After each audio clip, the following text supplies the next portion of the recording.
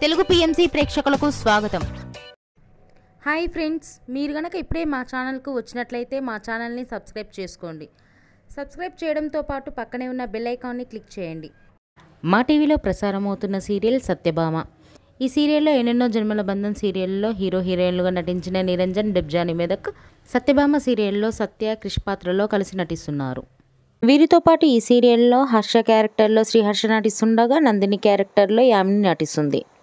తాజాగా యామిని తన లేటెస్ట్ ఫొటోస్ని అభిమానులతో పంచుకుంది. ఆ ఫొటోస్ని మనం కూడా చూసేద్దాం.